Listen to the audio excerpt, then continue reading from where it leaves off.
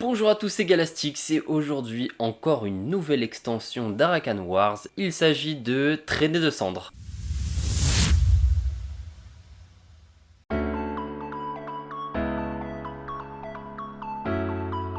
Extension pour Arakan Wars, on a Traînée de Cendres. Dans cette boîte, on va voir un tapis de jeu qui est déjà installé.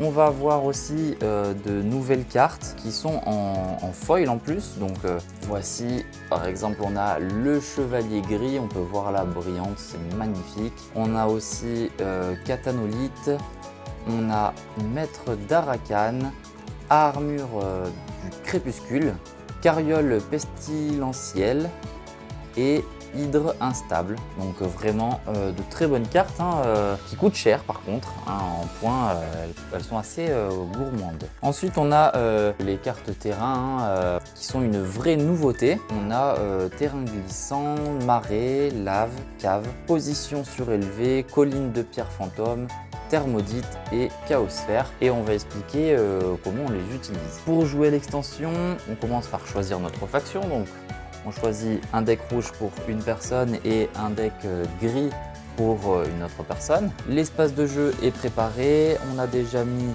nos jetons de faction sur la piste des rounds. Et une fois qu'on a fait ceci, on peut mettre nos cartes terrain. Donc on fait une pile, on mélange les 8 cartes terrain qu'il y a, on la met à côté. À savoir que lorsqu'on est 2 joueurs, on utilise seulement 2 cartes terrain. Quand on est 3 joueurs, on utilise 3 cartes terrain. Et à 4 joueurs, que ce soit chacun pour soi ou du 2 contre 2, on utilise 2 cartes terrain. En plaçant les pions faction sur la pile de round, on a déterminé qui était le premier joueur. Donc ce sera les rouges qui commencent. On pioche nos cartes de départ. On peut regarder nos cartes et éventuellement effectuer un mulligan si la pioche ne nous convient pas. Et on peut enfin passer à la pose des cartes de terrain. Donc, comment on fait? On commence par le dernier joueur qui intervient au round 1. Et chaque joueur va à tour de rôle poser une carte terrain sur le champ de bataille. Pour ce faire, on pioche 2 cartes. Donc je pioche 2 cartes terrain, je regarde les cartes que j'ai et je vais en choisir une des 2 qui m'intéresse et je vais la poser sur le terrain. Je vais poser Chaosphère qui m'a l'air très intéressante et Terre Maudite, je la laisse face cachée, je la mets de côté et moi je dois la poser avec des restrictions particulières. C'est-à-dire qu'elle doit être posée à une distance minimale de 2 emplacements de la zone de départ qui est en fait la zone verte. Donc ça veut dire 1, 2 par exemple, 1, 2, voilà. Donc là par exemple je vais la poser ici. Mon adversaire lui fait la même chose. Il prend 2 cartes terrain, il retourne. Il va choisir, admettons, de prendre celle-ci, il repose l'autre et il va la mettre, tiens, hop, il la met ici, orientée comme ceci. Les 2 cartes terrain doivent être à une distance minimale de 4 aussi. Donc si par exemple elle était ici, ça ferait 1, 2, 3, ça ne fonctionnerait pas du coup. C'est très bien qu'elle soit ici. Une fois ceci fait, chaque joueur va jouer ses cartes normalement. Donc par exemple, hop, on va jouer cette carte et cette carte. L'adversaire, quant à lui, va jouer cette carte et cette carte. On retourne donc nos personnages. On pense bien mettre nos jetons d'activation. À partir de là, on effectue les combats. Donc les rouges commencent. Donc 3 en attaque et 2 de défense contre 0 en attaque et 1 en défense. Point faible, le rat colosse ne peut participer à des attaques groupées qu'avec des créatures alliées rats. Donc voilà, là il ne va pas effectuer d'attaque groupée. Donc il détruit cette carte. Très bien. L'autre n'a pas de point d'attaque. Il a seulement un point de défense. C'est à l'adversaire de jouer, j'oublie pas de désactiver ma carte. J'utilise compétence plus 1 défense aux créatures alliées et adjacentes, j'ai oublié de le notifier mais bon dans tous les cas ça passait, il aurait eu seulement 2 points de défense contre 3 d'attaque donc il était bien mort. Lui va attaquer cette carte, donc 2 en attaque sur 1 en défense, cette carte est détruite et maintenant on passe à la suite. Donc une fois qu'on a résolu nos combats, qu'on a posé nos créatures, qu'on a fait tout ce qu'on avait à faire, les sorts et tout ça, on peut enfin utiliser les terrains. Donc les terrains, hop, on les retourne. Oh, j'ai oublié de préciser aussi, quand on retourne bien comme ceci pour garder l'orientation de la carte. On n'a pas le droit de le retourner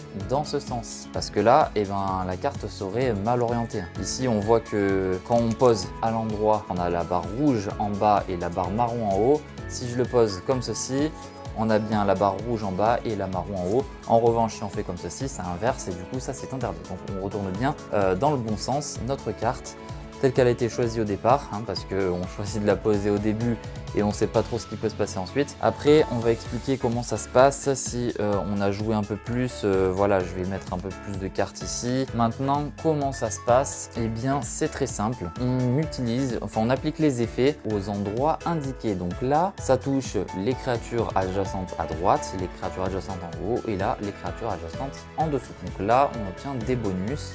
Ici, c'est seulement les cartes du dessous qui sont affectées.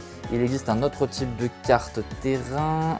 Voilà, celle-ci, ça touche toutes celles qui sont en haut et toutes celles qui sont à droite. Et ici, toutes celles qui sont en bas et toutes celles qui sont à gauche. Donc là, si c'était un terrain, là, je fais n'importe quoi. Hein, c'est juste vraiment pour montrer. Là, le -1 attaque aux créatures adjacentes toucherait cette carte et cette carte.